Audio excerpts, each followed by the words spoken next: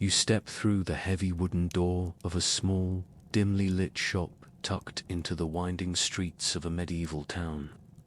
The scent of dried herbs, crushed roots, and earthy powders fills the air, mingling with the faint aroma of beeswax candles flickering on wooden shelves.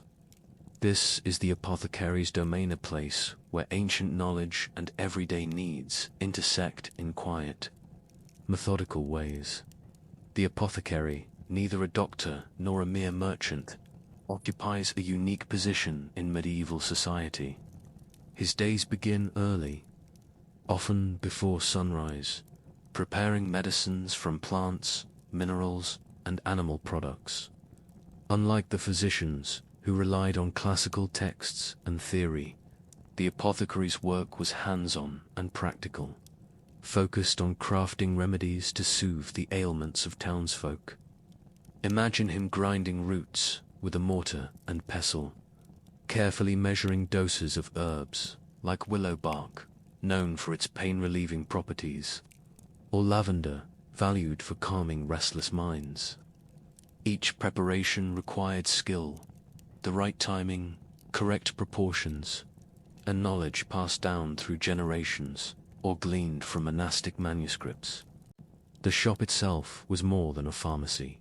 Shelves lined with labeled jars displayed ingredients, both common and exotic: dried chamomile flowers, powdered ambergris, crushed pearls, and powdered dragon's blood resin.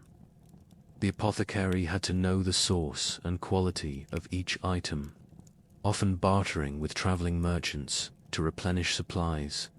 Clients arrived with a variety of complaints: aches, digestive troubles, skin conditions, and left with prescriptions tailored to their symptoms.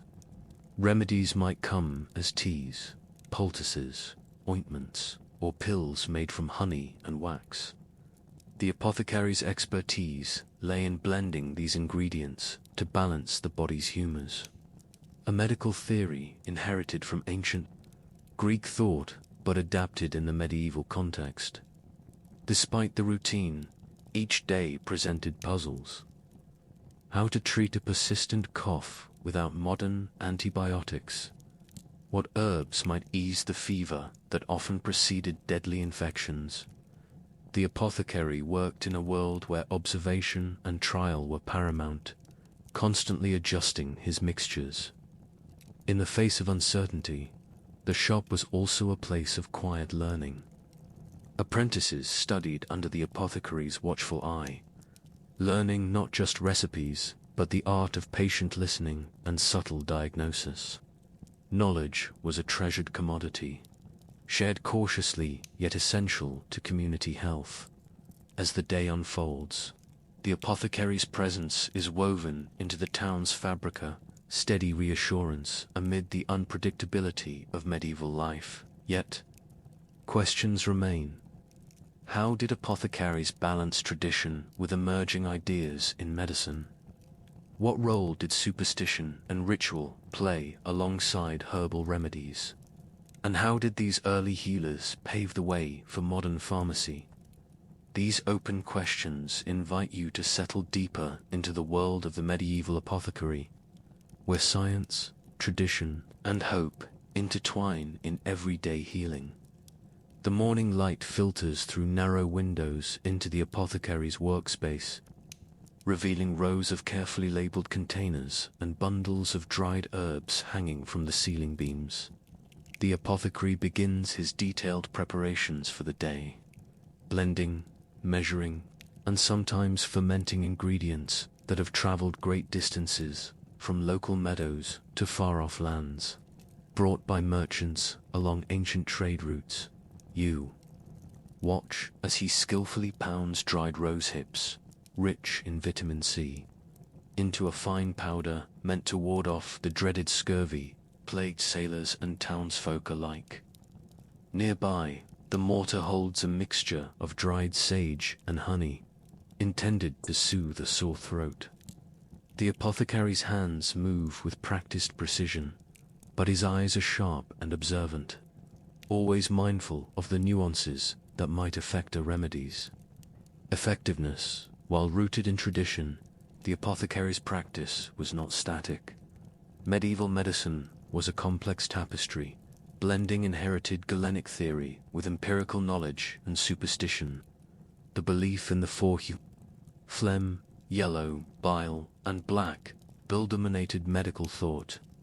The apothecary sought to restore balance within the body, using herbs that were classified as hot or cold, wet or dry. In an attempt to counteract illness, clients came with ailments ranging from the mundane to the mysterious.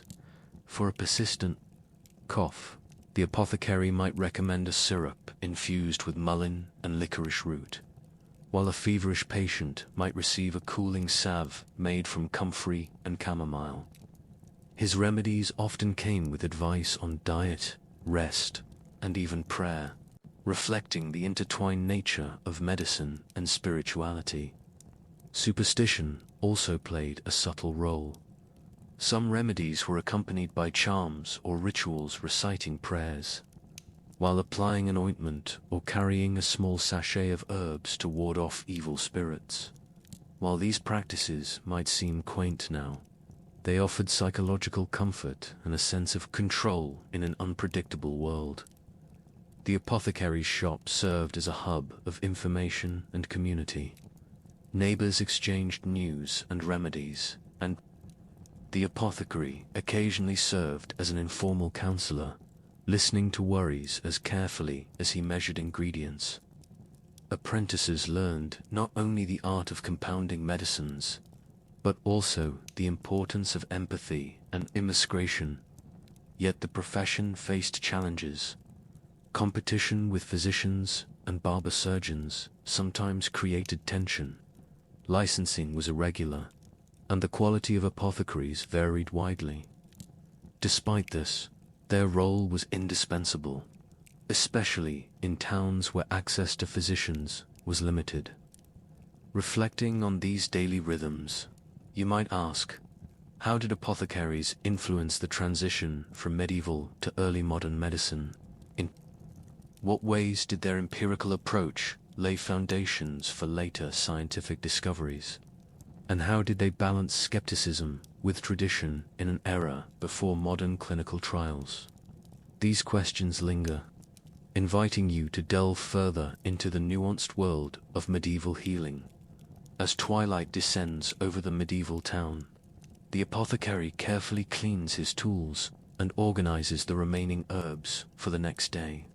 His shop, though modest, represents a place of hope amid the uncertainty of medieval health. The apothecary's work was a blend of craft, knowledge, and intuition, a delicate balance maintained in a world without modern laboratories or pharmaceuticals. Throughout the centuries, apothecaries gradually formalized their practices. By the late Middle Ages, guilds began to regulate the profession, setting standards for training and quality control. This shift helped to professionalize apothecaries, distinguishing them from untrained herbalists and quacks. Though many challenges persisted, you can imagine the apothecary's role evolving over time, from a local healer relying on folk remedies, to a learned practitioner with access to expanding knowledge through manuscripts and translations of ancient texts. The Renaissance would later open doors to scientific inquiry, but the foundations laid by these medieval healers were essential stepping stones. Moreover, apothecaries played a vital social role. They were often the first point of contact for the sick, especially the poor, who could not afford physicians. Their advice extended beyond remedies, encompassing dietary suggestions, lifestyle guidance, and sometimes spiritual comfort. Yet, the tension between tradition and progress remained. Some remedies were effective, while others were ineffective or even harmful. The absence of standardized testing meant success was often judged by anecdote and observation. This uncertainty shaped a profession that had to be both cautious and creative. As you rest now, consider the legacy of the medieval apothecary. a figure straddling the line between superstition and science, a custodian of ancient wisdom and emerging knowledge. How does this history shape our modern understanding of medicine and healing? What might it teach us about patience, observation, and the human desire to care for one another in times of vulnerability? With these thoughts, drift gently toward sleep, comforted by the quiet dedication of healers long past, whose humble efforts ripple through time.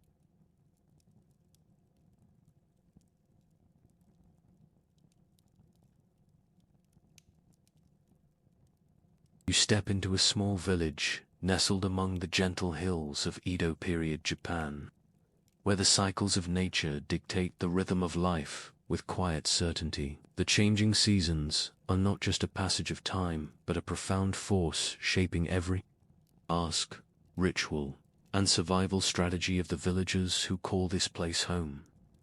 Here, life unfolds in harmony with the land, the weather, and centuries of tradition. As winter melts slowly into spring, you observe villagers preparing for the year ahead. The hard frost that once gripped the soil begins to loosen, and farmers ready their fields for planting rice, the staple that sustains families and communities. Rice paddies, carefully flooded and tended, demand patience and precision, with planting timed to the rains and the warmth of the sun. Tools are simple but effective: wooden hose, bamboo baskets, and handmade irrigation channels direct water through the fields. Villagers work together in cooperative groups, sharing labor and knowledge to ensure a successful season. This communal effort is more than practicality. It is a social fabric binding neighbors in mutual reliance. Beyond agriculture, the villagers prepare their homes for the shifting climate. In autumn, they gather and store firewood, harvest chestnuts, and dry persimmons fruits that will provide sustenance during the colder months. Tatami mats are aired and replaced, paper screens repaired to keep out drafts, and thick quilts, sewn by hand, to provide warmth. Seasonal festivals mark these transitions with quiet celebration and reflection. The planting season is greeted with prayers to deities for a bountiful harvest, while the arrival of autumn brings rituals honoring ancestors and the turning of the earth. These moments blend spirituality with practicality, reinforcing a shared respect for the natural world. Daily life reflects a deep understanding of seasonal changes. Villagers adjust their diets, consuming cooling foods in summer and nourishing broths in winter. Clothing shifts from lightweight cotton to layered silks and hemp, always mindful of comfort and function. Yet the seasons also bring challenges: typhoons, floods, and harsh winters that test the resilience of the community. To meet these threats, villagers built homes with flexible wooden frames and steep thatched roofs designed to shed heavy rains and withstand winds. Drainage ditches and terraced fields help control water flow, protecting crops and homes alike.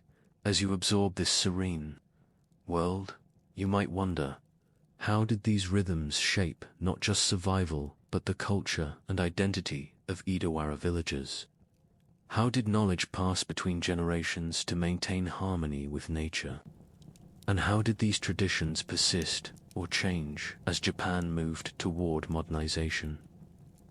These questions invite you to step deeper into the quiet, enduring world of Edo Japan's rural life. As the seasons shift from the gentle bloom of spring to the humid heat of summer, the villagers' lives adjust with practiced ease. Rice paddies, once carefully planted, now demand constant attention. The young shoots rise steadily from the flooded fields, and the villagers work to keep weeds at bay, hand-weeding rows with long wooden tools while ensuring that irrigation channels remain clear and flowing. Community cooperation is crucial during this time. Water rights are carefully managed to ensure that each paddy receives its share. A delicate balance maintained by village elders who settle disputes with calm authority. Festivals such as the Obon provide moments of respite, honoring ancestors and inviting blessings for the harvest to come. These celebrations are modest, yet deeply meaningful, marked by lanterns floating on rivers and quiet prayers whispered beneath the stars. Beyond the fields, villagers engage in seasonal crafts. Bamboo is harvested and split to create fishing traps, while silkworm cultivation is tended by dedicated families, producing the fine threads woven into the clothing worn throughout the year. Women and children often gather wild herbs and medicinal plants in nearby forests.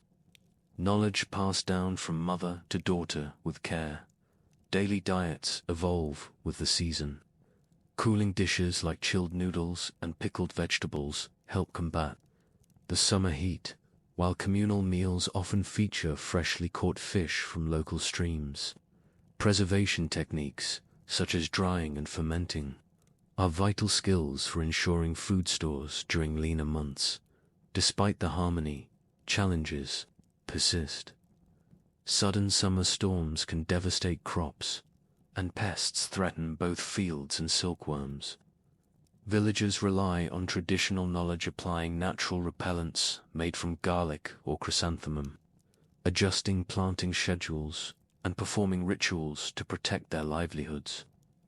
The line between practical farming and spiritual practice remains blurred, with respect for unseen forces guiding many decisions. As summer wanes and autumn approaches, preparations begin anew. The community harvests rice and other crops, storing grains carefully in elevated granaries to protect them from moisture and rodents. Families mend clothing and reinforce homes in anticipation of the cold season. Autumn festivals bring renewed communal spirit, celebrating abundance and expressing gratitude. These rhythms of work and rest, abundance and scarcity, reveal a society deeply attuned to its environment. The villagers' ability to adapt, cooperate, and honor tradition ensured their survival in a land shaped by nature's changing moods. You might now wonder, how did Idawara villagers balance isolation with connection to larger political, economic systems? What impact did emerging technologies have on these age-old practices? And how did the villagers' intimate knowledge of their environment influence Japan's broader cultural identity? These questions prepare you to move closer to the story's conclusion. As autumn deepens into winter, the village settles into a quieter rhythm. The harvest is stored safely, fields lie fallow under a blanket of frost, and families gather indoors, warming themselves beside irori hearths. The preparation for cold months is a collective effort. Thick quilts are sewn, paper screens reinforced, and wooden shutters secured against winter winds. You can imagine the hushed evenings when villagers share stories, passed down through generations of past winters, lessons learned from nature's harsh tests, and hopes for the coming spring. These narratives, often simple, carry wisdom that shaped the community's resilience. The architecture itself reflects this seasonal mindfulness. Houses built with flexible timber frames allow for quick repairs after storms, while steep thatched roofs prevent heavy snow buildup. Earthen floors are often covered with woven mats to retain warmth, and smoke from hearth fires circulates through small vents designed to minimize drafts. Yet, winter is not just a time of hardship but of reflection and planning. The villagers use these months to repair tools, weave baskets, and prepare for the cycle to begin again. The patience and adaptability evident in these routines reveal a deep respect for the natural world and its demands. This seasonal cycle influenced more than just survival. It shaped cultural values like harmony, wa, patience, 90, and community cooperation, Kyoto. These principles became central to Edo period rural life and left a lasting imprint on Japanese society. As you let this gentle story settle in your mind, consider the subtle ways humans adapt to their environments. How routine, ritual, and shared knowledge become anchors in an ever-changing world. What lessons might modern life draw from the quiet, enduring wisdom of these villagers? How does their intimate dance with the seasons speak to our own search for balance? With these thoughts, you drift softly toward rest, wrapped in the timeless rhythms of Edo, Japan. You stand on the vast plains of East Africa, where the horizon stretches endlessly beneath an open sky. Here, the Maasai people have lived for centuries, their lives intertwined with the rhythm of the land and the herds that sustain them. Far from bustling cities or political capitals, the Maasai's daily existence revolves around cattle, symbols of wealth, social status, and survival. Imagine the early morning light casting long shadows as warriors, known as Morans, prepare to lead the cattle out to graze. These animals are not merely livestock. They are central to the Maasai identity, nourishing bodies and souls through milk, blood, and occasional meat. The herding routines are precise, dictated by seasons, weather, and the availability of grass and water. The Maasai's knowledge of their environment is deep and detailed. They understand the migratory patterns of animals, the growth cycles of grasses, and the subtle signs of impending drought or flood. This intimate awareness allows them to navigate the sometimes harsh savanna, moving herds strategically to ensure their survival. Beyond herding, rituals play a vital role. Circumcision ceremonies mark the transition from boyhood to warriorhood, binding individuals to the community and its values. These rites are accompanied by songs, dances, and storytelling, preserving oral histories that reinforce social cohesion and cultural identity. The Maasai also practice traditional healing, using herbs and spiritual ceremonies to address illness and misfortune. Elders serve as custodians of this knowledge, balancing practical medicine with belief in ancestral spirits and natural forces. Social structures are intricate. Age sets organize community roles, and elders hold authority, guiding decisions that affect the welfare of the group. Women, though often less visible in popular narratives, contribute essential labor from milk processing to crafting jewelry and hold significant influence within families. Despite external pressures from colonialism, modernization, and environmental change, many Maasai communities maintain these traditions. Yet, challenges loom. Land restrictions, climate shifts, and economic changes threaten the herding lifestyle. As you absorb the vastness of the plains and the richness of Maasai culture, questions arise. How have these traditions adapted to the modern world? What practices have endured, and which have evolved or faded? And how does the Maasai experience deepen our understanding of human resilience in the face of change? These reflections invite you to journey further into the world of the Maasai. As the sun climbs higher over the savannah, the Maasai's connection to their herds deepens in daily practice. Herding is not a solitary task, but a communal one, requiring coordination among warriors, elders, and sometimes children. Each morning, the Morans lead the cattle to fresh grazing grounds, their movements deliberate and informed by generations of environmental knowledge. The Maasai employ a system of seasonal migration, moving herds in response to rainfall patterns and grass availability. During dry seasons, water sources become scarce, and the community must carefully manage their livestock to prevent overgrazing. This delicate balance reflects a profound understanding of ecological limits, honed over centuries. Social rituals intersect with these movements. Before embarking on a migration or a significant herding journey, ceremonies are performed to bless the cattle and ensure protection.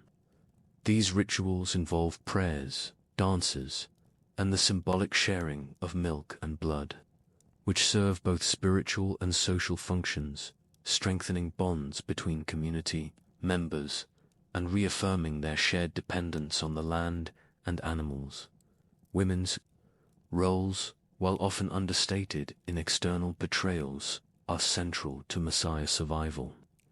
They process milk into butter and cheese, craft intricate beadwork that carries cultural significance, and maintain household structures that support the community's well-being. Their expertise complements the men's herding, creating a balanced economy of labor and knowledge. Elders act as decision-makers and keepers of oral history, guiding the community through challenges such as droughts, conflicts, and changing political landscapes. Their wisdom shapes resource management and conflict resolution, ensuring that traditions adapt without losing their core values. Yet the Maasai face modern pressures that test their resilience.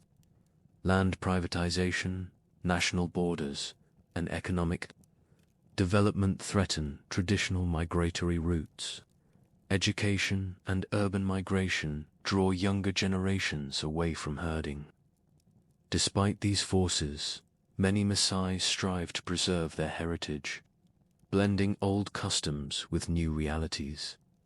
You might wonder, how do the Maasai negotiate the tension between tradition and change? What strategies have helped them sustain their culture and livelihoods? And how do their experiences inform broader conversations about indigenous rights and environmental stewardship? These questions deepen the story, inviting you to continue exploring the enduring spirit of the Maas as the day wanes over the sweeping plains. The Maasai gather around evening fires, sharing stories that weave together history, identity, and hope. These narratives, passed orally through generations, preserve the essence of a culture deeply connected to its environment and traditions. The communal life of the Maasai revolves around rituals that punctuate the agricultural and herding calendar. Age-set ceremonies mark transitions not only in personal status but also in social responsibility. The warrior class, or Morans, are charged with protecting cattle and community, embodying ideals of bravery and loyalty. In these quiet moments, the interplay of tradition and adaptation is evident. Some Maasai communities have embraced education, engaging with wider economic opportunities while maintaining core customs. Others have advocated for land rights, seeking to protect grazing territories essential for their pastoral lifestyle. Maasai's relationship with their cattle remains central, symbolizing wealth, social ties, and spiritual well-being. Milk and blood continue to be dietary staples, prepared with careful techniques that honor ancestral knowledge. The herding strategies, refined through centuries, reflect sustainable practices attuned to the fragile ecosystems of East Africa. Yet, challenges persist. Climate change brings unpredictable rains, altering pasture availability. Government policies sometimes restrict movement, complicating traditional migratory routes. Pull of modern life tempts youth away from rural communities, threatening cultural continuity. Despite these pressures, the Maasai demonstrate resilience through flexibility and unity. Elders guide adaptations, ensuring that change does not erase identity. Women's contributions in household management and cultural preservation remain vital, though often underrepresented in external narratives. Reflecting on the Maasai experience offers broader insights into human adaptability and the importance of cultural heritage. Their story invites us to consider how traditions can coexist with modern realities and how respect for environment and community forms the foundation of survival. As you drift towards sleep, wrapped in this tale of endurance and connection, ponder the delicate balance between preserving the past and embracing the future. What lessons might the Maasai's journey hold for all of us navigating a rapidly changing world? As evening descends on the endless plains, the Maasai gather around fires, their voices weaving stories of ancestors, cattle, and survival.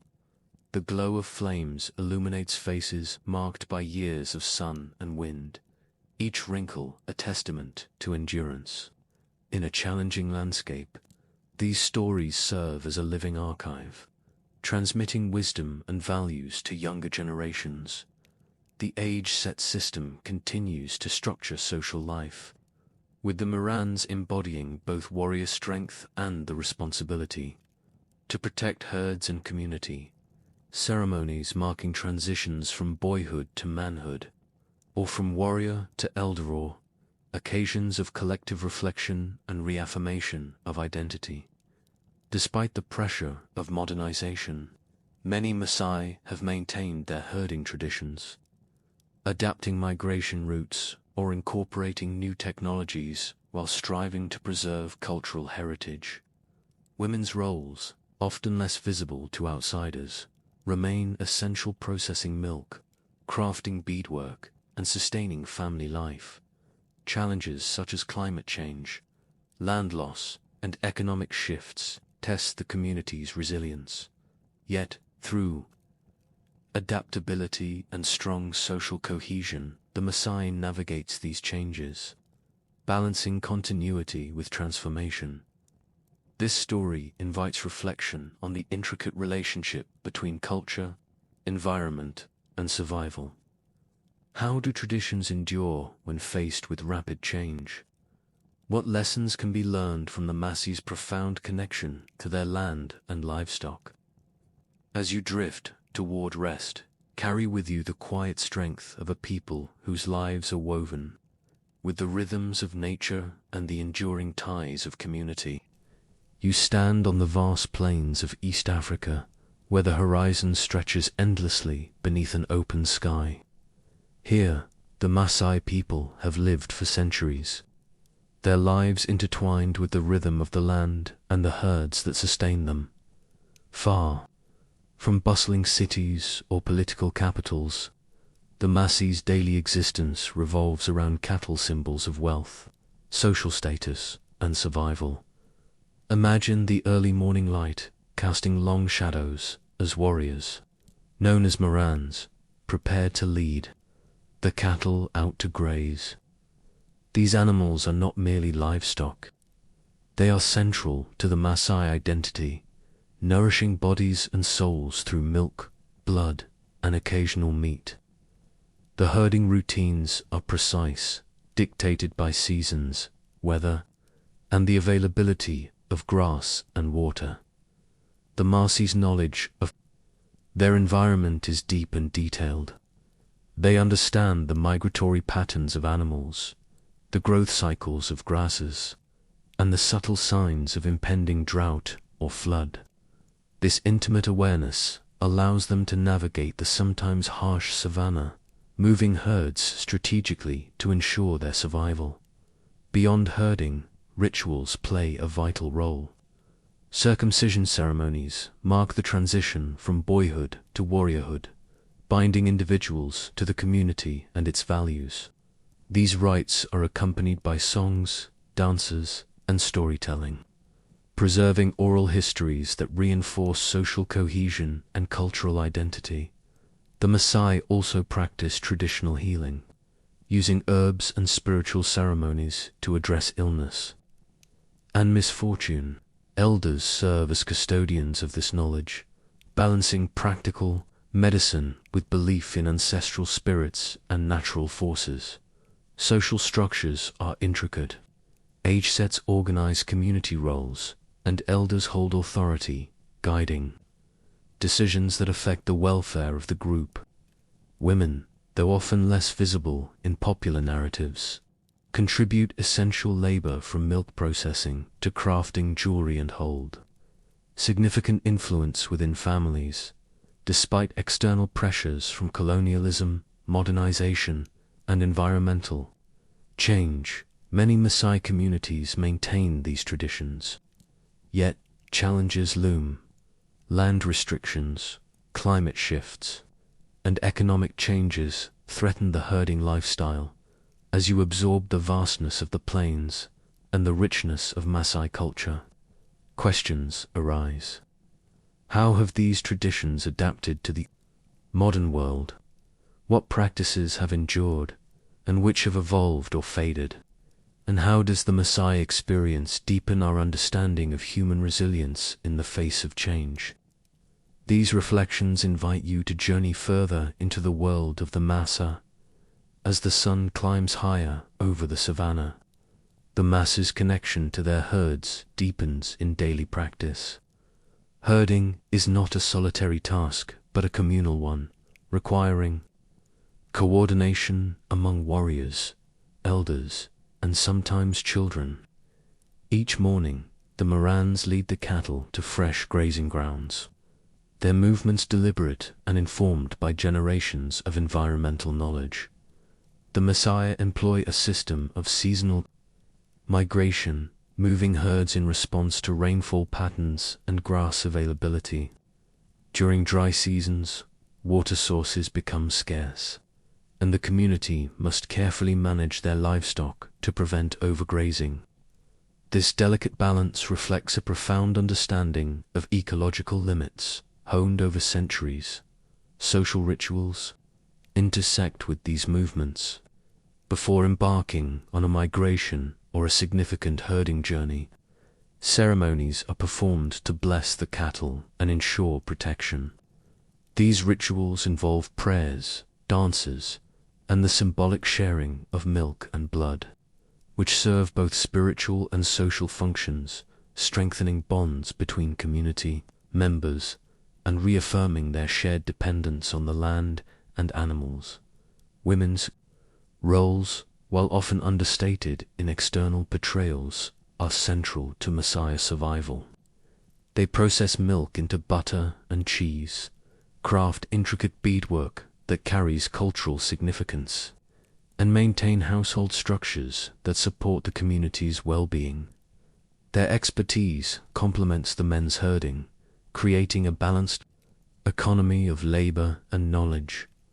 Elders act as decision-makers and keepers of oral history, guiding the community through challenges such as droughts, conflicts, and changing political landscapes.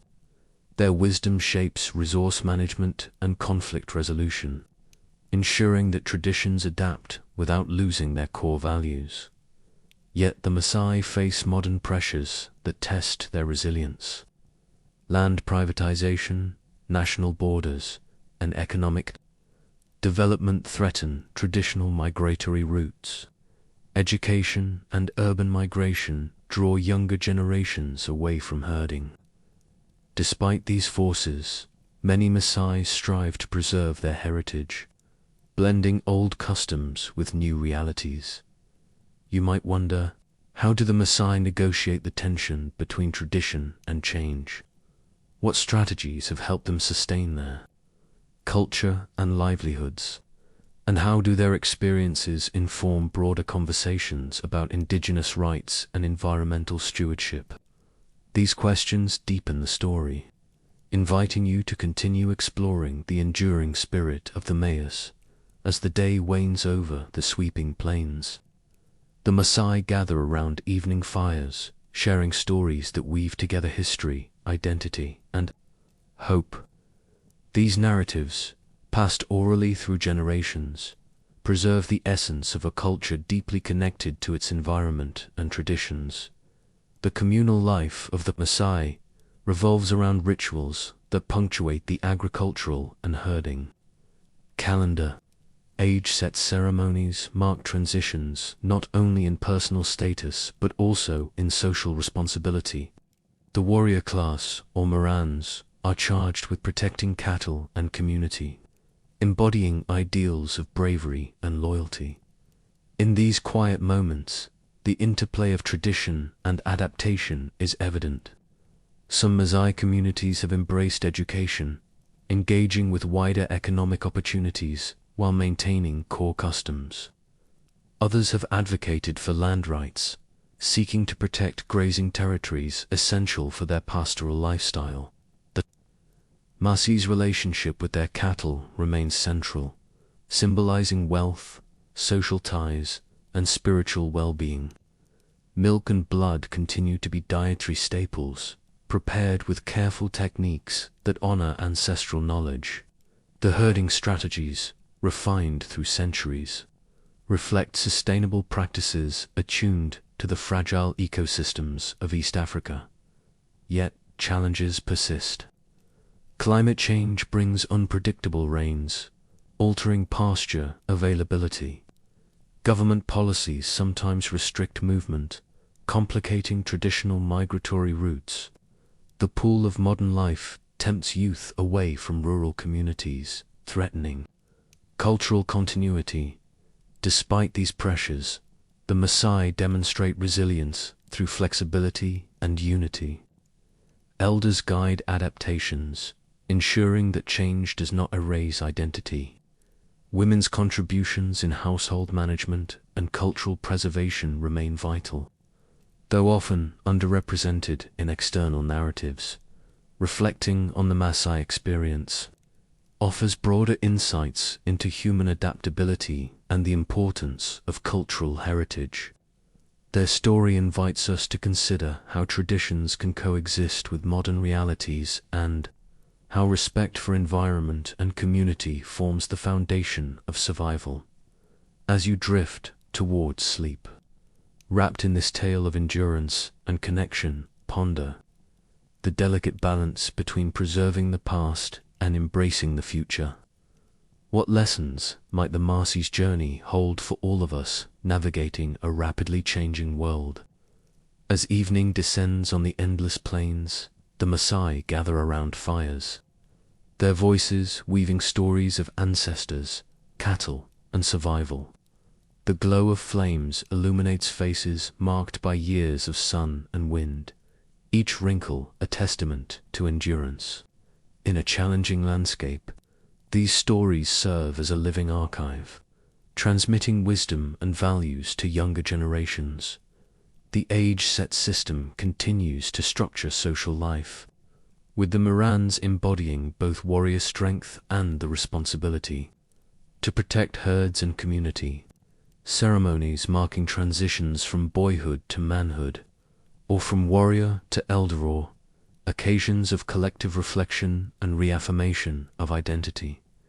Despite the pressure of modernization, many Maasai have maintained their herding traditions, adapting migration routes or incorporating new technologies while striving to preserve cultural heritage. Women's roles, often less visible to outsiders, remain essential, processing milk, crafting beadwork, and sustaining family life. Challenges such as climate change, land loss, and economic shifts test the community's resilience. Yet, through adaptability and strong social cohesion, the Maasai navigates these changes, balancing continuity with transformation. This story invites reflection on the intricate relationship between culture, environment, and survival. How do traditions endure when faced with rapid change? What lessons can be learned from the Maasai's profound connection to their land and livestock? As you drift toward rest, carry with you the quiet strength of a people whose lives are woven with the rhythms of nature and the enduring ties of community. As the sun climbs higher over Istanbul's sprawling skyline, the coffee houses begin to fill with an eclectic crowd. Merchants discuss trade routes stretching from the Mediterranean to the Silk Road. Poets recite verses inspired by love and loss, and scholars debate the mysteries of philosophy and theology. The Coverhane is a melting pot of ideas and ambitions, a place where the ordinary and extraordinary converge over steaming cups. The coffeehouse's atmosphere encouraged a democratic spirit unusual for its time. Men from various social classes shared space, engaging in conversations that crossed typical societal boundaries. This openness made coffeehouses hubs for the exchange of news and ideas, some official, some whispered, thus earning reputations as centers of both enlightenment and suspicion. The layout of these establishments reflected their multifaceted role.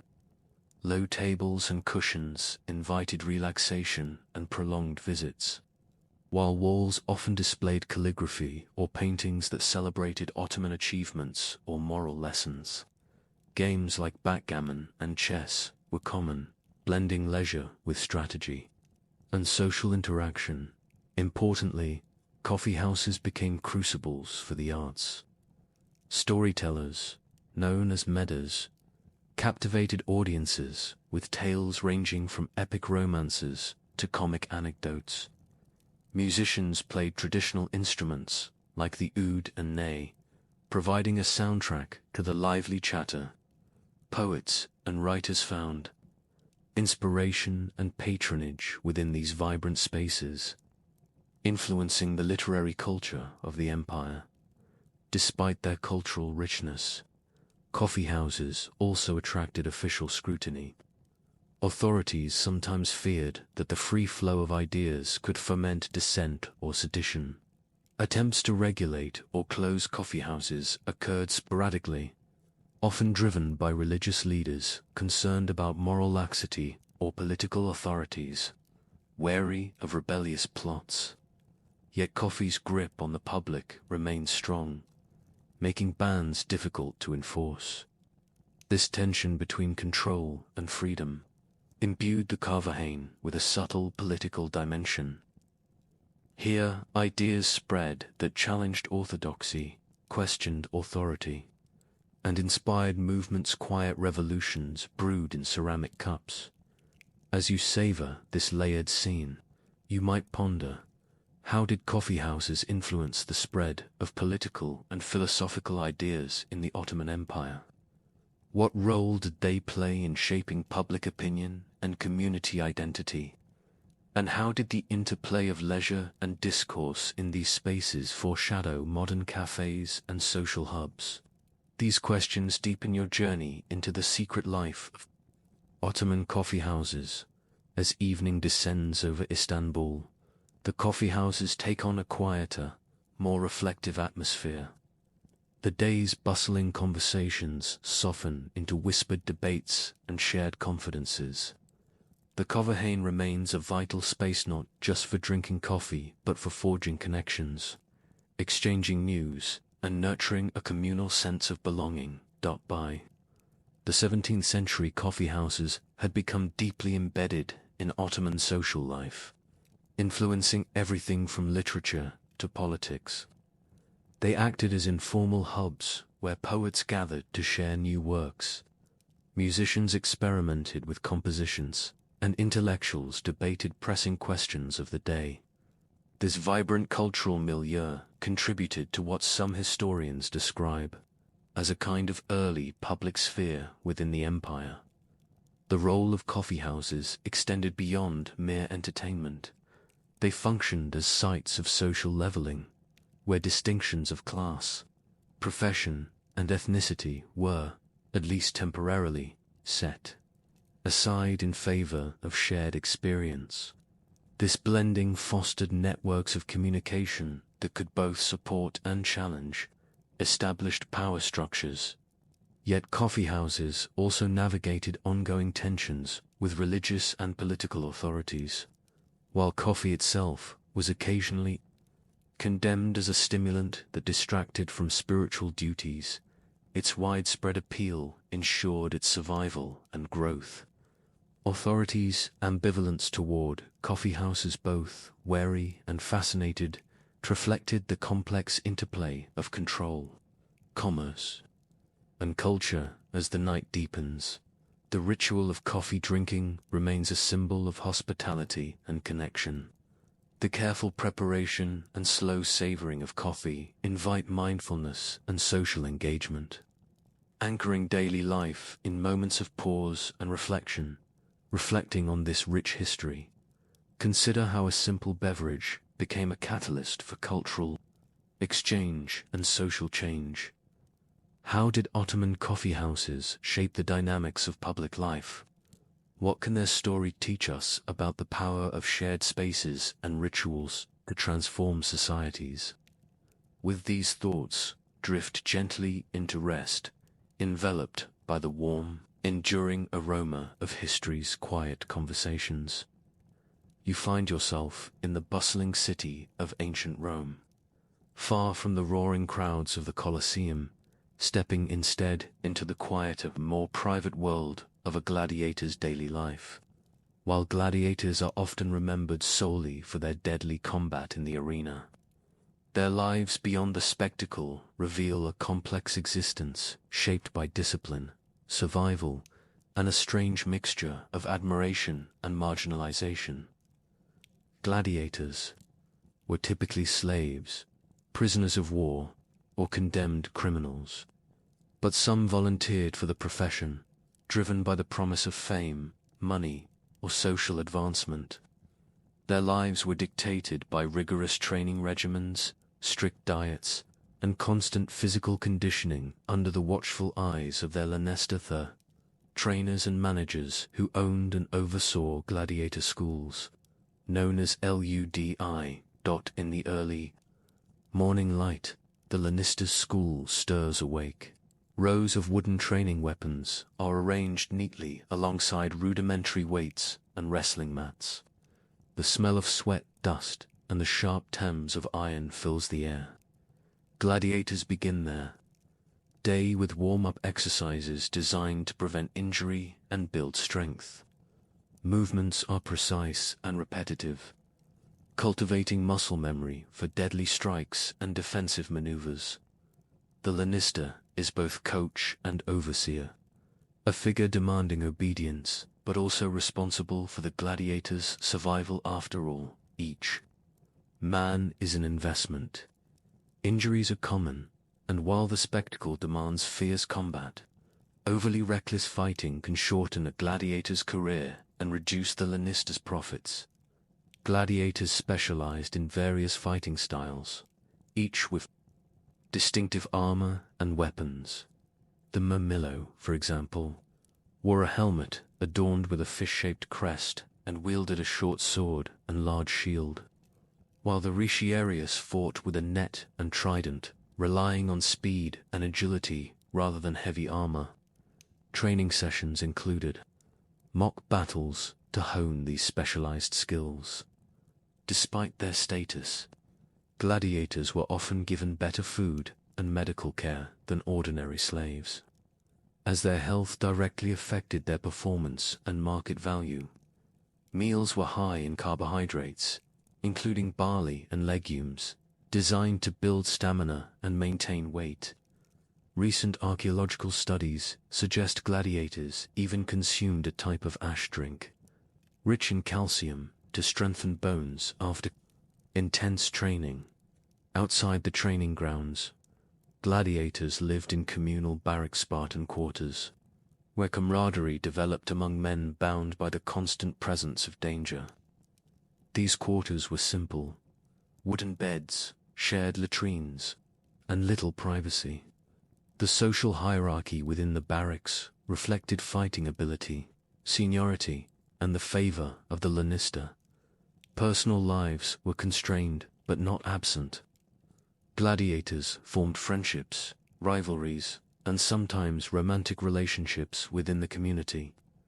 They celebrated birthdays or victories with modest feasts, often accompanied by singing or storytelling, that allowed momentary escape from the brutal realities of their profession. Their status in Roman society was paradoxical. While admired for bravery and skill, gladiators were also stigmatized as entertainers and slaves, often excluded from respectable social circles. Yet, successful gladiators could achieve celebrity status, winning freedom or lucrative rewards, and inspiring admiration among commoners and emperors alike.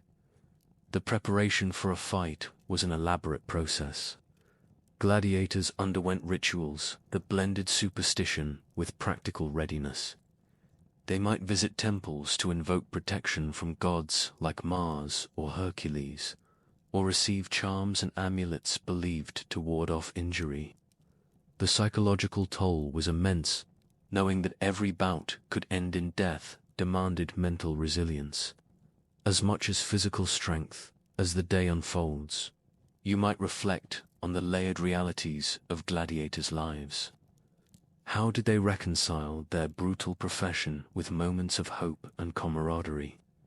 What did freedom mean in a world where life was perpetually on the edge?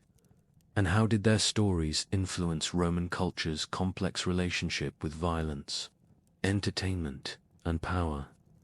These questions linger, inviting you to explore deeper the daily rhythms beyond the arena's glare. As the sun rises higher, the gladiators continue their daily routine, a demanding cycle of training, rest, and preparation. The day is punctuated by the clang of wooden swords striking shields, the grunts of exertion, and the occasional bark of the Lannister urging more effort.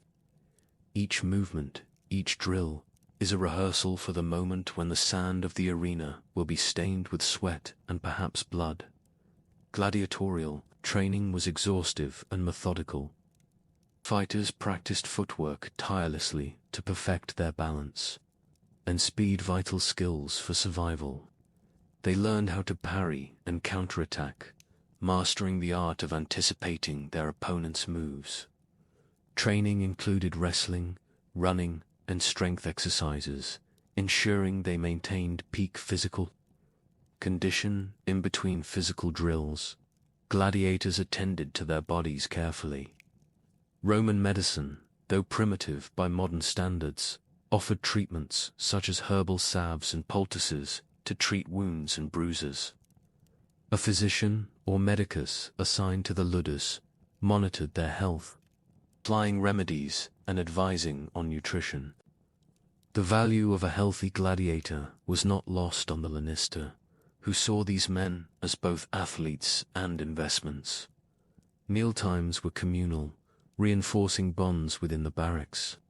The staple diet porridge made of barley, beans, and dried fruits was supplemented with occasional meat and vegetables. Gladiators avoided excessive wine or rich foods that might slow them down. Instead, they favored foods that provided endurance and helped muscle recovery. Archaeological evidence shows they drank a tonic made from plant ashes, believed to fortify bones, a testament to their understanding of nutrition's role in physical performance. Life in the ludus also involved discipline and punishment. Rules were strict, and infractions, whether laziness, disrespect, or disobedience, were met with harsh consequences. Floggings and solitary confinement were common, reinforcing the authority of the lanista and the necessity of obedience in a world where one wrong move could mean death in the arena. Yet, despite the harshness, moments of levity and camaraderie broke through. Gladiators shared jokes, competed in friendly contests, and supported each other through the stresses of their lives. They formed brotherhoods, relying on trust and loyalty to face the dangers ahead. Outside the barracks, gladiators sometimes mingled with the city's population. Though often regarded as low status or even dishonored, some found admiration among the common folk, who saw them as heroes and symbols of strength.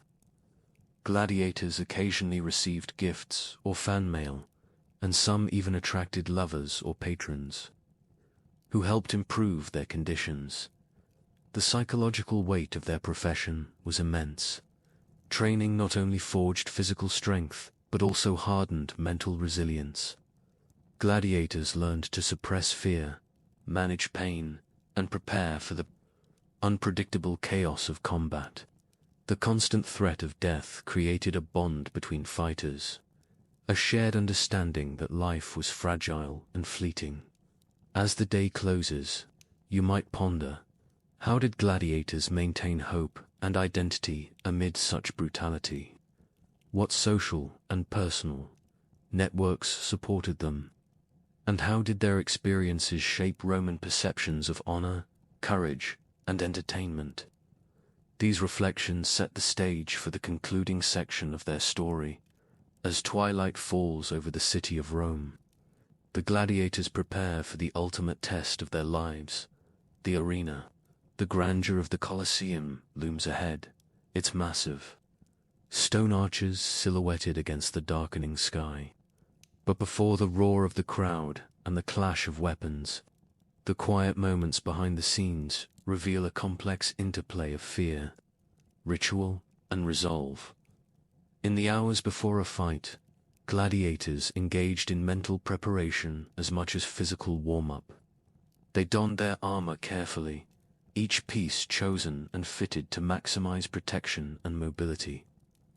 The lanista's attendants helped polish helmets, oil shields, and ready weapons, performing the essential but unseen labor that supported the spectacle.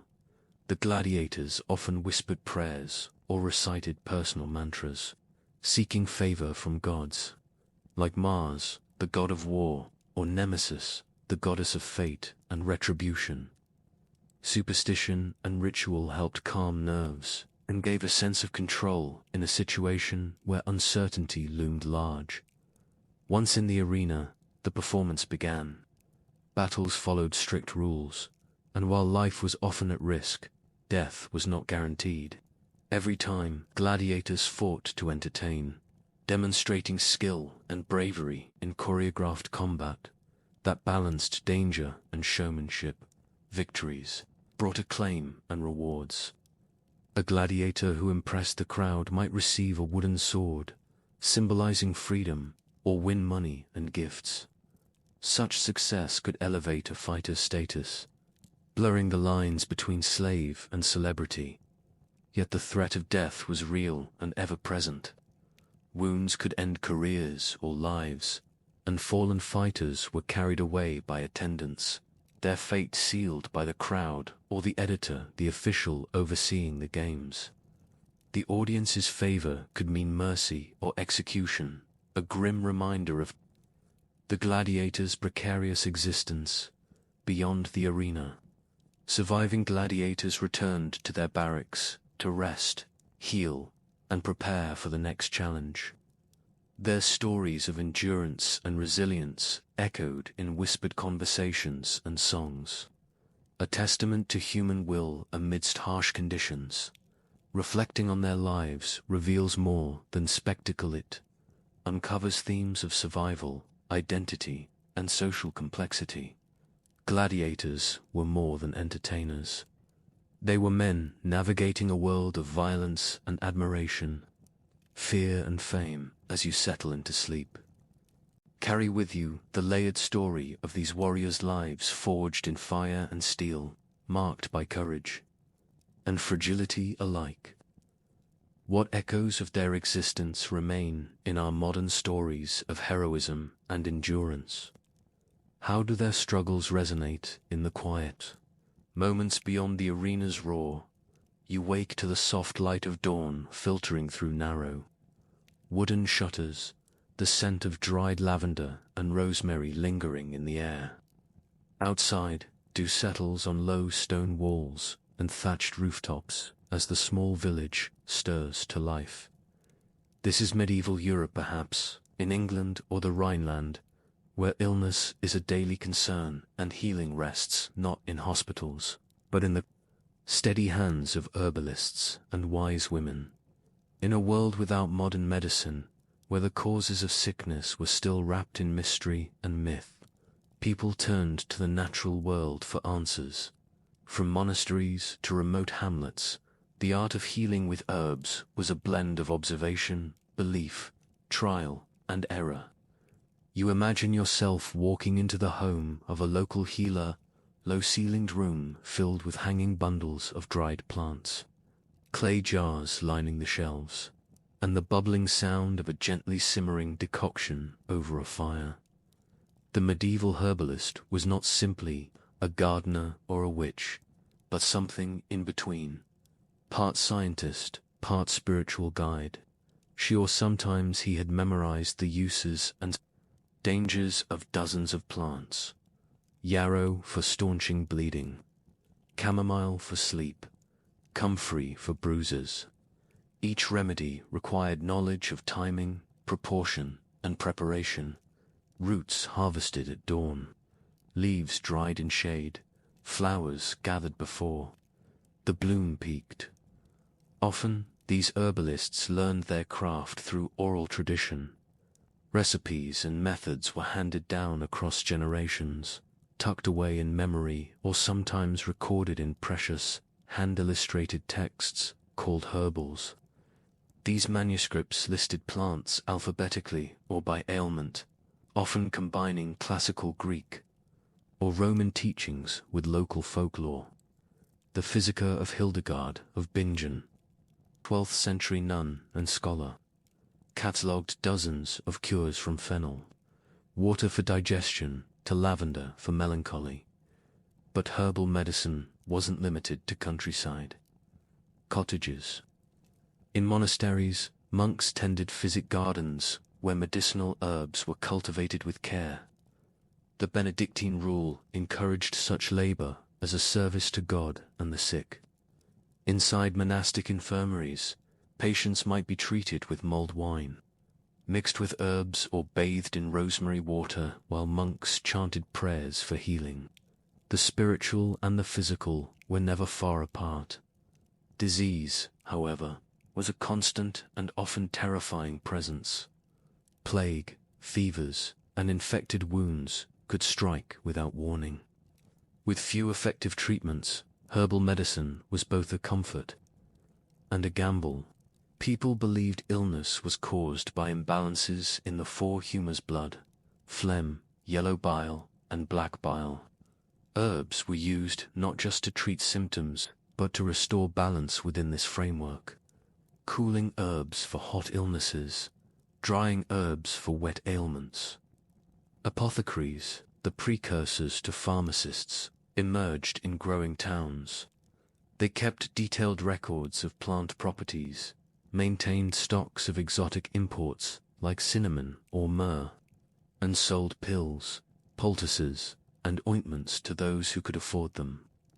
Their shops were fragrant, chaotic spaces mortar and pestle grinding, scales weighing powders, labels handwritten on parchment tags. The line between medicine and superstition was often blurry. Some believed wearing a sachet of dried herbs like mugwort or angelica could ward off plague or bad spirits. Others tied garlic around the neck to protect from the evil eye. Healing was as much about belief and ritual as it was about botany. Healers might whisper incantations while applying a salve or invoke saints' names as they stirred a healing draught. Still, these remedies were not without results. Modern studies confirm that many herbs used in the Middle Ages have real medicinal properties. Willow bark, used for pain relief, contains salicin, a chemical similar to aspirin. Garlic has antimicrobial effects. Peppermint can ease nausea. In the absence of surgery or sterilization, such remedies could make the difference between comfort and agony, or life and death. As you drift through the quiet world of the medieval healer, questions begin to stir. How did these practitioners learn which herbs were safe and which were deadly? What kinds of relationships existed between village healers and the larger religious or medical authorities? And how did people, despite such limited tools, navigate the challenge of healing in a world full of danger?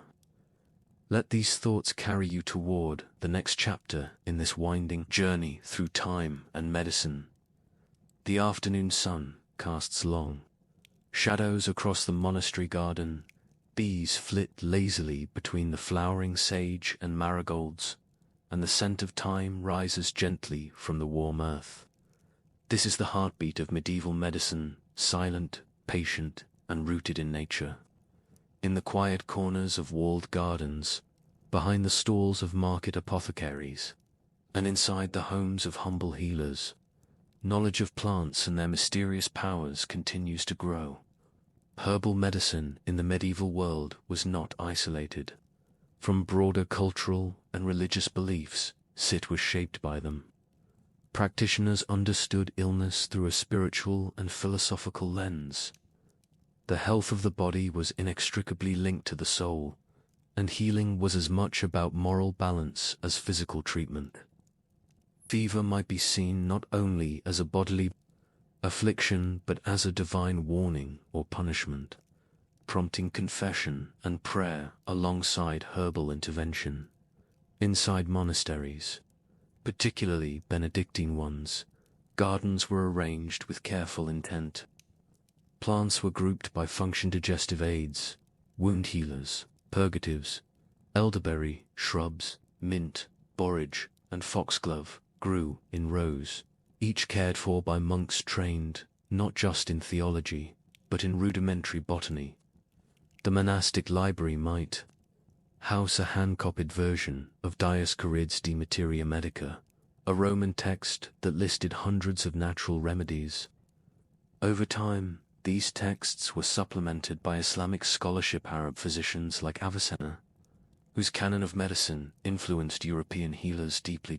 At the same time, in rural villages far from such grand centers of learning, knowledge traveled more humbly from grandmother to granddaughter, from one healer to the next.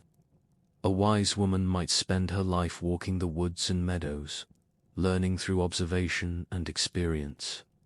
She knew where the yarrow grew wild, how to steep valerian root for a colicky baby, or how to make a compress of plantain leaves for an infected wound.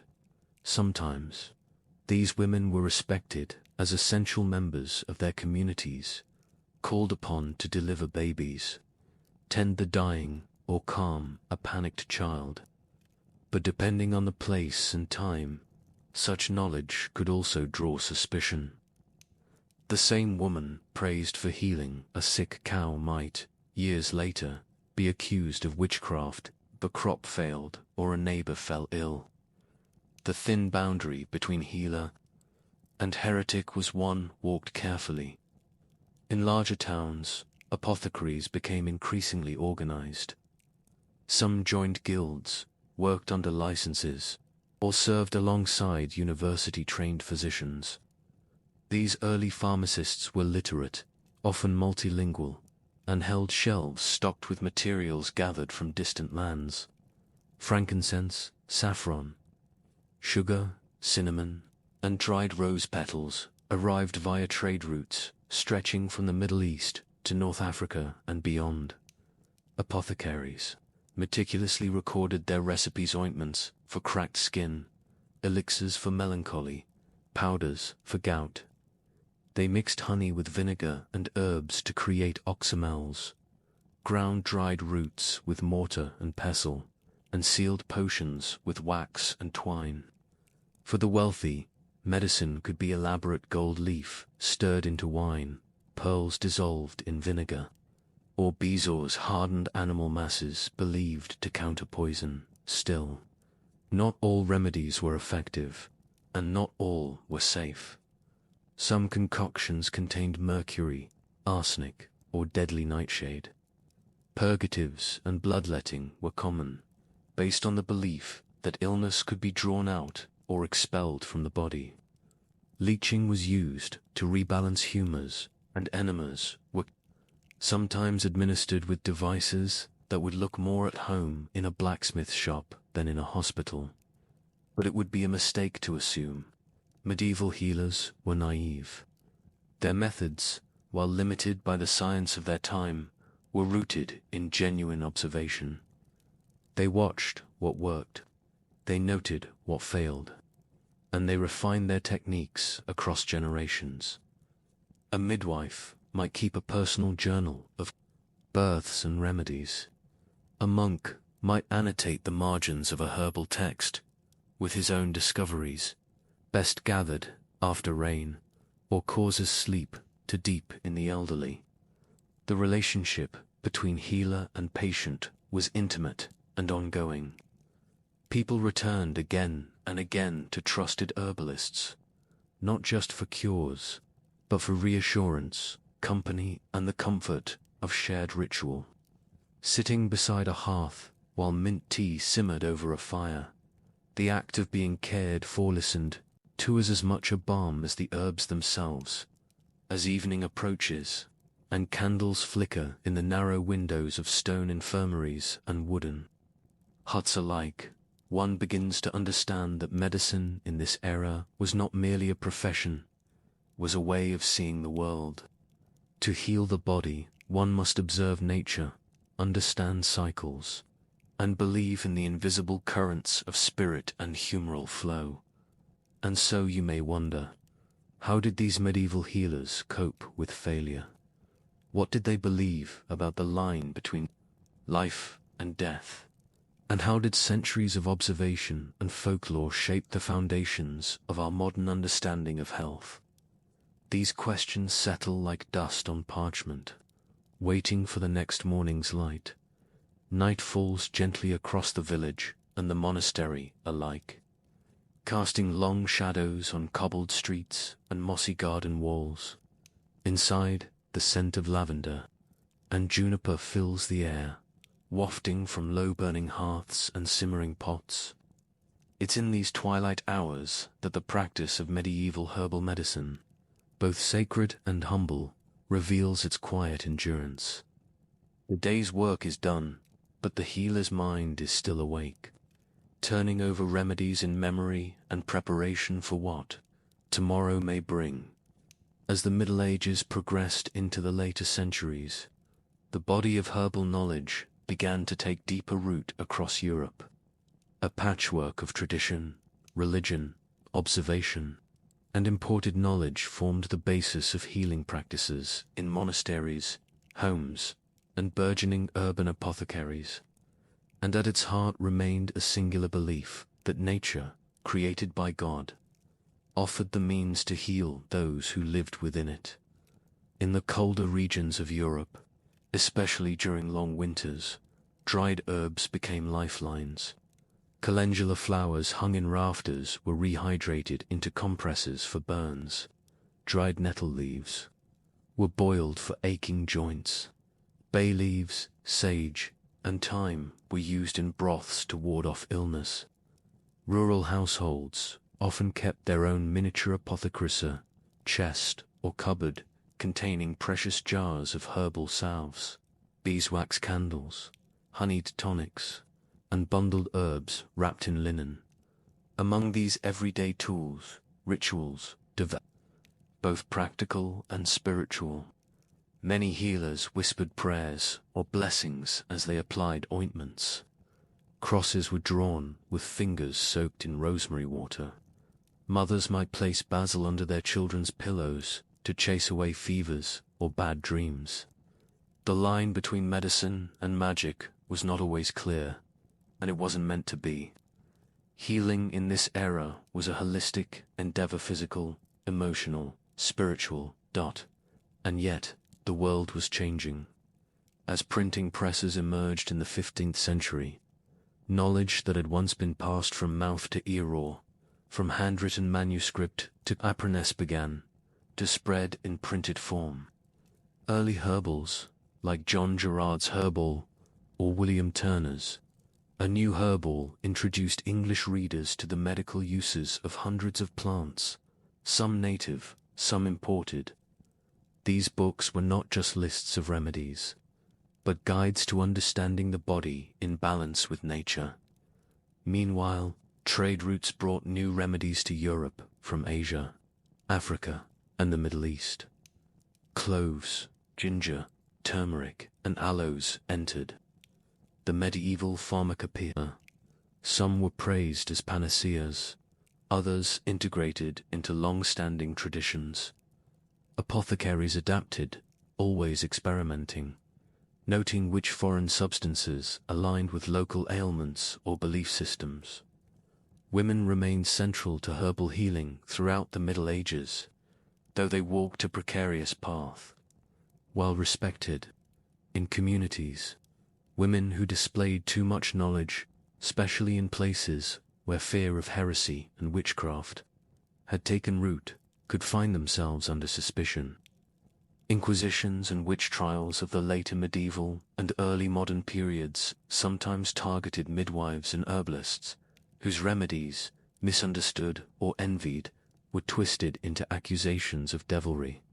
Still, many women continued to practice in secret or in trusted circles. Their knowledge was too valuable to lose, too deeply embedded in the rhythms of everyday life. They were present at birth and death, comforted the sick, treated burns and fevers, and knew which herbs could induce sleep or miscarriage. It was a knowledge hard-won and carefully protected. By the time the Middle Ages gave way to the Renaissance, herbal medicine had laid much of the groundwork for modern pharmacology. Though much of it was still entangled in outdated theories, humors, astrology, and sympathetic magic practitioners had cultivated an intimate knowledge of the land, an empirical approach to healing, and a deep understanding of patient care. Some remedies have lasted through centuries. We still use peppermint for nausea, chamomile for calming, willow bark for pain. The shapes of their bottles have changed, their names updated, but the roots of their use trace back to dirt floors, handwritten notes, and the scent of thyme drying by the hearth. In the end, the story of medieval herbal medicine is not just a tale of plants and potions, but one of persistence, community, and the human desire to care for one another in a fragile world.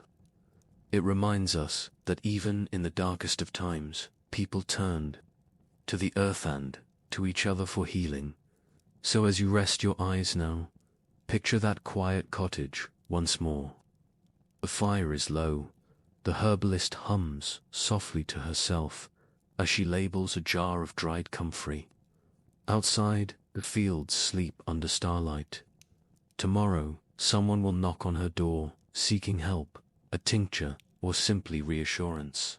And she will answer, with a cup of bitter tea and a listening heart. You stand high in the Andean mountains, the air thin and crisp, clouds brushing the jagged peaks that rise all around you. Beneath your feet, the stones form a seamless pathway, weathered by centuries, but still precise, still solid. This is not a forgotten ruin. This is the living legacy of one of the most remarkable engineering civilizations in history, the Inca Empire. An empire without the wheel, without iron tools, without a written language, yet capable of building one of the most advanced networks of roads, terraces, cities, and fortresses ever constructed by hand. It begins with stone. Everywhere in the Andean world, stone was not just material, it was presence, permanence, and power. To the Inca, stone was sacred. It was alive. It had spirit, a force they called kamek. This belief did not lead to worship alone. It led to mastery. The Inca did not just build with stone, they listened to it. They shaped it without forcing it, coaxed it into harmony with the natural contours of the earth. In the capital city of Cusco, very center of their vast domain, massive, stones form the foundations of temples and palaces. Some weigh over 100 tons, and yet they fit together so perfectly that even today, you could not slip a blade of grass between them. There is no mortar-only precision. Each block carved to nestle exactly into its neighbors, their faces smoothed by hours of patient abrasion, not brute chiseling. How did they move them? How did they place them? The answers are quiet, hidden in centuries of experimentation, tradition, and shared knowledge passed not through books, but through hands. Inca Road, system called Capac, owner was another marvel, stretching over 25,000 miles through deserts, valleys, forests, and glaciers. It connected the empire's corners, from present-day Colombia to Chile. It was not a straight path, but an organic network, adapting to the land, not conquering it. Roads were paved with stone, drained by clever channels, and maintained constantly. Rope bridges made from woven grasses spanned deep gorges, replaced every year by local communities who treated the task as both civic duty and sacred ritual. These roads were more than infrastructure. They were arteries of empire. Along them moved armies, goods, messengers, and knowledge. The chasqui, fleet-footed runners, carried information from one station to the next, relaying messages encoded in Kipawa system of knotted cords that recorded numbers, censuses, and possibly stories. Every few miles stood a tambos, a roadside shelter and supply depot, where travelers could rest, resupply, or relay messages onward.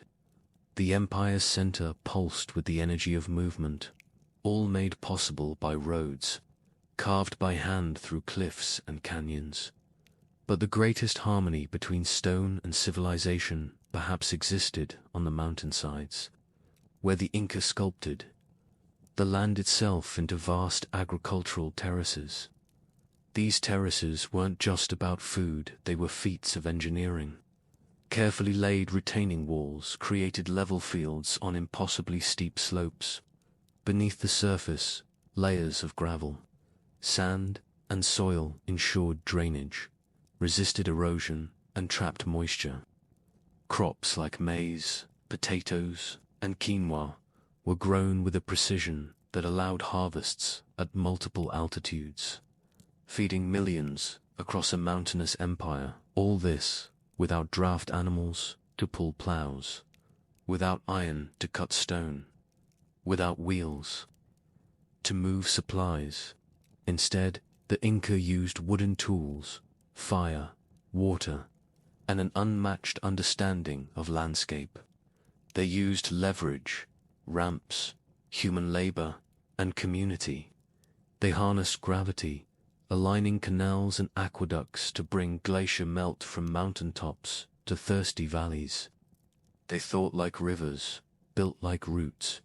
Even cities like Machu Picchu were not accidents of grandeur, perched atop ridges, aligned with astronomical events, and constructed with anti-seismic stonework. These cities weren't just practical, they were spiritual, symbolic, each stone set to resist both time and earthquake. Each structure mirrored constellations or honored sacred peaks called apus. There was no separation between architecture and environmentally integration. As night falls over the Andes and the stones cool beneath the mountain wind, you might begin to feel the pulse of this silent engineering. What lessons did the Inca embed in these roads, walls, and terraces? What does it mean to build a civilization that endures not through monuments of ego, but through harmony with the earth? Let these thoughts settle beside you like mist rolling through a stone passageway, quiet, ancient, and full of repose. Morning returns to the highlands with a silvery hush. The sun begins to rise over snow-draped peaks, its golden fingers slipping down through ridgelines, grazing the tops of ancient terraces and warming the stones that still carry the shape of a forgotten empire. These stones do not speak, but they whisper about precision, persistence, and a deep understanding of the land that few other civilizations have ever achieved. As you make your way deeper into the world of Inca engineering, you find that the secret to their success lies not just in craftsmanship, but in community. The Inca Empire was not held together by brute force or extravagant wealth, but by a system of labor, shared responsibility, and common belief.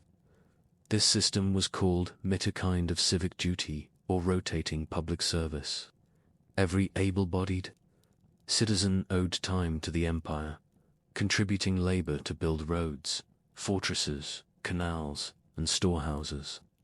It was not slavery, nor entirely voluntary, but a deeply embedded part of Inca society, one that enabled massive infrastructure projects without coercion or wage. This collective workforce, organized, skilled, and committed, would assemble massive buildings in isolated mountain passes, connect valleys with stair-stepped paths, and raise walls of megalithic stones that still defy explanation today. The precision with which these projects were carried out speaks not only to tools or techniques, but to a cultural mindset that saw construction as a sacred act, building not only for utility, but for the future. Water management was another area where Inca genius truly shone. In an empire that spanned rainforests, deserts, and alpine tundra, managing water meant life or death. The Inca built canals that flowed with glacial melt, delivering water to dry farmlands and urban fountains alike. At Tipon, near Cusco, an elaborate network of stone-carved channels still flows with water today, demonstrating the Inca mastery over pressure, volume, and gradient. They understood flow, whether of people, goods, or water. The Inca designed their world with movement in mind. Their stepped terraces weren't just for planting. They reduced erosion, stabilized hillsides, and optimized sunlight exposure. Their cities were laid out with astronomical alignments, seasonal wind paths, and rainfall in mind. The placement of windows, doorways, and staircases reflected both form and function, ever purely aesthetic, always intentional. What's striking is how rarely the Inca fought the landscape. Unlike empires that reshaped their terrain to suit cities or fortresses, the Inca adapted to the land's contours, learning from it. They built into it, around it, with it. At Machu Picchu, buildings follow the curve of the ridgeline. Foundations are embedded into bedrock. Stones are shaped to fit existing boulders, rather than the other way around. The mountain was not conquered. It was collaborated with, and then there were the Culcus massive state-run storage facilities built across the empire. Constructed with climate in mind, some were placed in cold, dry altitudes to preserve food. Inside these well-ventilated stone buildings, the Inca stored maize, dried potato sonia, textiles, weapons, and medicinal plants.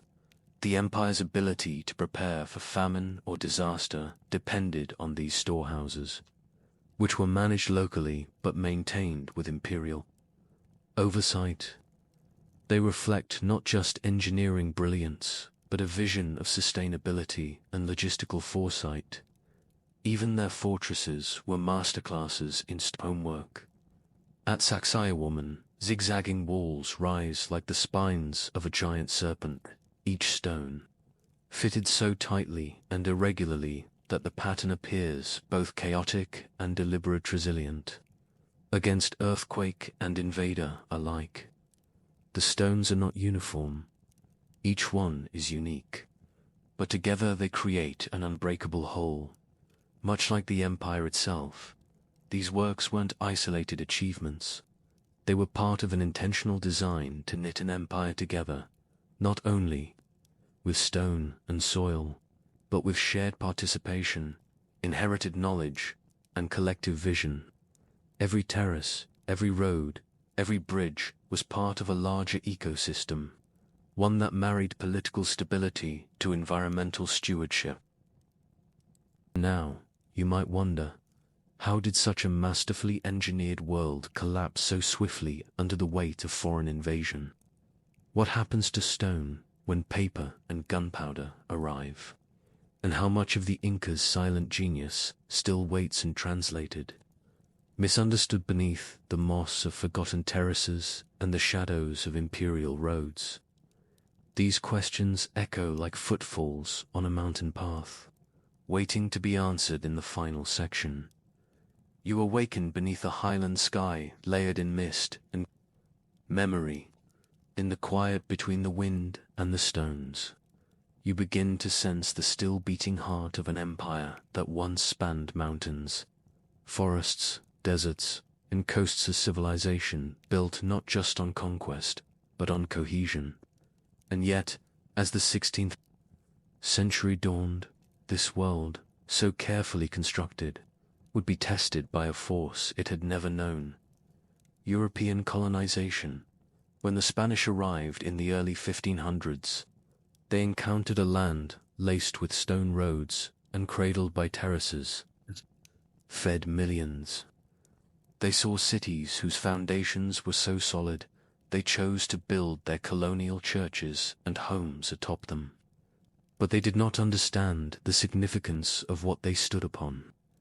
The Incas' intricate system of labor, their quipus, their shared understanding of the sacredness of nature, all of it seemed invisible to foreign eyes. The Spaniards brought steel, horses, smallpox, and fire. The Incas had stone, rope, unity, and an empire already shaken by civil war in less than 2 decades. This mighty civilization, without a single wheeled cart or written document, was overtaken. The Emperor Atahualpa was captured, ransomed, and executed. Cusco fell. The network of tambos, terraces, and roads gradually frayed.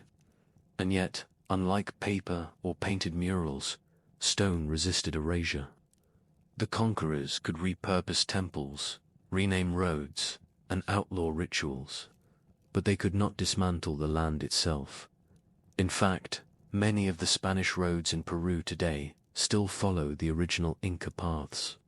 Farmers still plant potatoes in ancient terraces. Entire communities still gather to repair rope bridges made from woven grass, just as their ancestors did centuries ago. These are not ruins. They are living structures, some buried, some ignored, some lovingly tended. But something else endures too. The memory of how the Inca built, not just with stone, but with principle. Their empire functioned not through coinage, but reciprocity. Communities supported one another. Work was a form of offering, and construction was a kind of worship. Even the way they cut stones, choosing to avoid right angles in earthquake zones, shows a civilization that listened, adapted, and endured. The Spanish marveled at Inca masonry, yet they often chalked it up to brute labor, unable or unwilling to see the logic and intention behind every curve and seam. They saw the grandeur of Sacsayhuaman, but not the collective genius that shaped it. They measured gold and silver, but missed the wisdom written in water channels, planting rows and interlocking blocks. Centuries later, archaeologists are still decoding the methods of Inca engineering. They've discovered hidden drainage systems beneath terraces, cleverly designed to prevent landslides. They've marveled at stones that respond to seismic waves by flexing rather than cracking. They've traced aqueducts carved into mountainsides, and irrigation networks that stretched for miles. Still, questions remain: how exactly were such enormous stones moved and set with such precision? What untold knowledge lies encoded in quipus we still cannot fully interpret? Today, as you look out over the Andes, the view is unchanged in some places. Mist still clings to the ridgelines. Cold rivers still thread through the valleys. The roads still wind their way over mountain passes. And somewhere beneath your feet, the stones still carry the impressions of countless hands, feet, and visions of a people who believed that to build well was to live in balance with the land. The stars, with time. The Inca did not leave behind grand writings or marble statues, but they left behind something quieter, perhaps more profound, a blueprint for how to build a civilization in dialogue with nature, not in conquest of it. A society that measured wealth not just in gold, but in grain stored safely for the winter. A world where every stone, every canal, every terrace was a statement of care, endurance, and purpose. So, as you settle into rest tonight, let your thoughts wander not through tales of emperors and battles, but through the worn stones of a mountain trail, the hush of glacial water in a hand-carved channel, and the enduring hum of human effort encoded in the very bones of the earth. Story has come to a quiet close. If you enjoyed it, consider subscribing, and I'd love to hear your thoughts in the comments.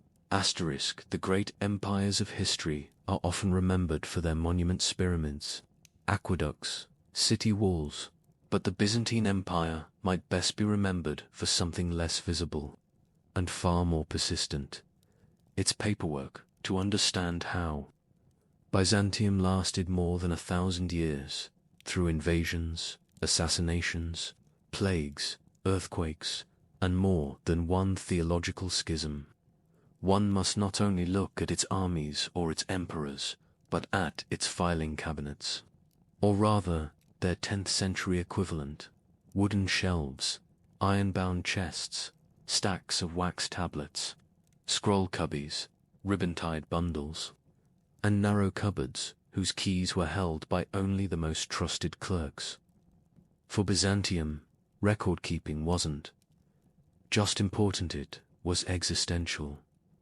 In the 6th century, under Emperor Justinian, the bureaucracy ballooned. The imperial court reorganized its offices and formalized roles that would remain for centuries. Some officials handled the minting of coins. Others tracked tax collection in distant provinces. Some oversaw church lands. Others prepared letters to foreign kings. But all of them wrote everything down. The empire's top scribal offices, like the Sicalian treasury, Logothesian to Genicu, general finance, and the Hypergia Imperio Secretariat, each had their own staff of clerks and archivists, some of whom held titles like Chartularios document handler, Notarios notary, or Grammaticos scribe. To an outsider, it might have looked like overkill. A single monastery charter might pass through 4 departments before being sealed. A farmer's petition about unfair taxation might be logged twice and shelved for decades, just in case. But that was the point. The Byzantines built a paper trail so long and so dense that even the most minor decision could be traced back through layers of documentation. This obsession with record-keeping came with tools. Ink came in varieties: black for standard use, red for headings and sacred names, gold for imperial documents. Pens were trimmed from reed or quill, and each clerk carried their own blade for sharpening. For parchment, vellum made from calfskin was preferred for the most important documents, while everyday memos might be written on scrap or reused sheets. Paper was never the problem. The seals were. A seal bulla was the heart of Byzantine authentication. It could be made of lead, wax, or gold, depending on the importance of the document and the rank of the sender. Seals weren't decorative. They were signatures in metal, pressed with images of saints, imperial monograms, or bureaucratic emblems.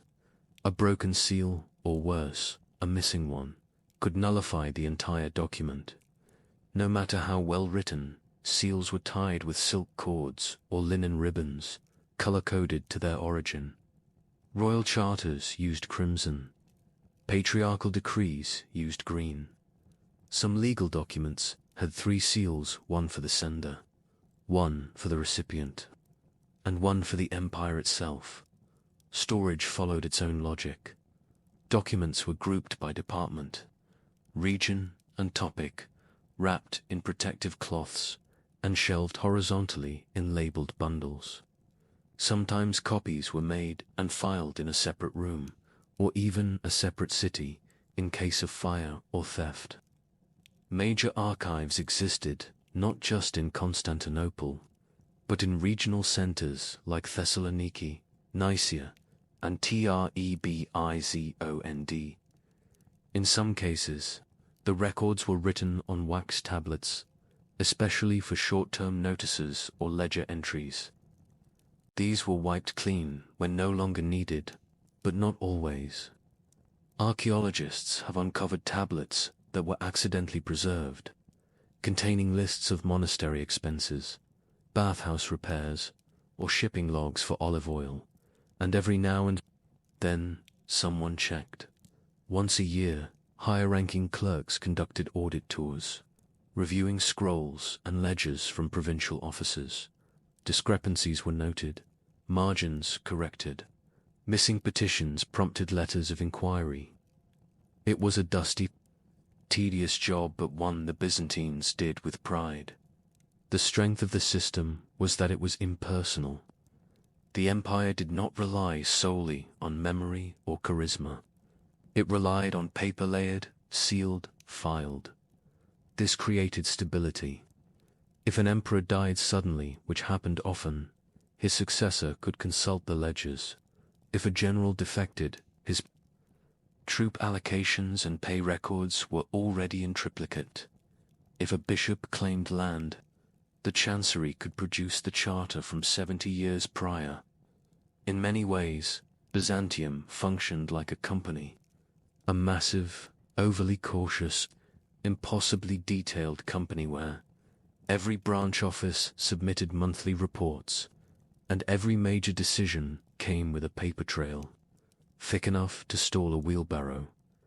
This bureaucracy outlived most crises. When the Persians sacked Antioch in the 7th century, the local scribes salvaged records before evacuating. When plagues swept Constantinople, the clerks worked in shifts, wearing protective masks soaked in vinegar. Even during the iconoclast controversy, when imperial policy forbade religious images, the scribes didn't stop. They simply filed both sides of the debate.